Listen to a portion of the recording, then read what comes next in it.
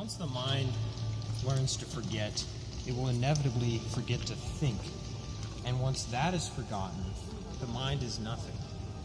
Those words, give or take a few, lost in translation, are carved into the very stone of the building behind me by the architect himself, James Gibbs, with hammer and chisel. Why did he do it himself? Why am I here talking about it? What do these words mean? It's highly debated, but the general consensus is James Gibbs was suffering from dementia in his later years and slowly was admitting his insanity through poems and philosophical phrases carved into his work.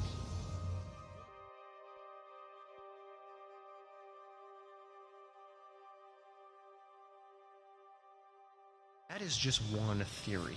James Gibbs left political and philosophical messages everywhere he went. And during the time of this building's construction, around early 1700s to mid 1700s, Britain was going through a very rough time. They had an oppressive monarchy, they were facing imminent war, and James believed this was making the people simple-minded. They were too focused on the day-to-day and fearing death that they stopped thinking and subsequently stopped existing consciously. To James, these buildings for the Exeter College at the University of Oxford were symbols of true human consciousness, thought, and intellect.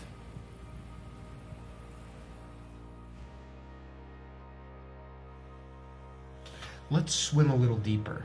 According to this theory, people's minds were lost. Their minds went poof. Did they die?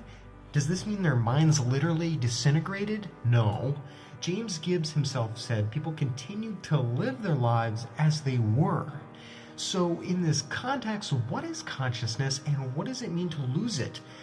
It helps to first think of consciousness in layers. The fundamental bottom layer being the temporal layer. Our experience is broken down into infinitesimally small moments. And those moments are chained together in a sequence to create our experience. The temporal layer is responsible for putting those moments in the right order to create the sequence, and also responsible for controlling at what speed our brain processes those moments. This speed is fairly constant, however, it does change regularly in small ways.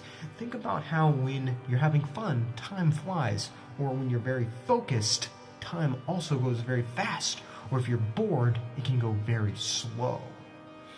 The second layer is the awareness layer.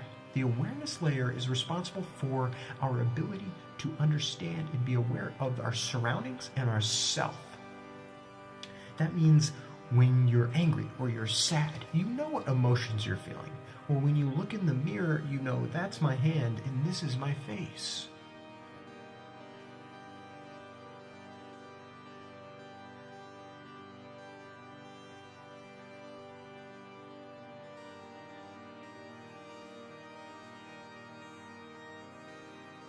Through research, we understand that other animals, such as apes, elephants, and dolphins, have consciousness made up of the same two layers, although much less advanced. The advancedness being based upon how acute awareness is and how well the brain is able to predict and reflect upon the temporal layer.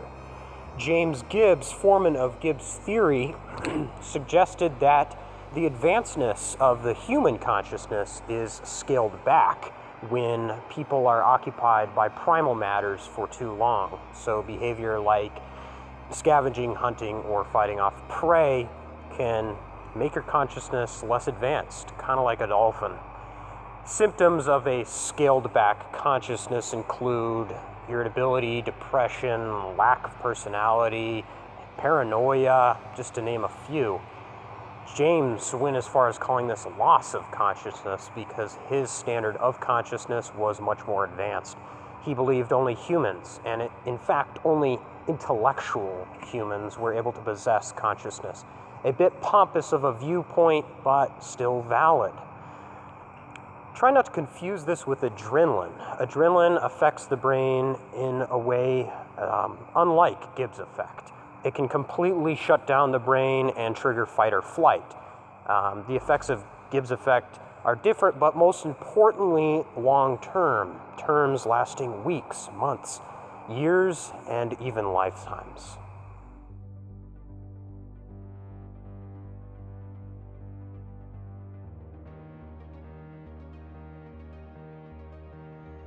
But you're not at risk, right?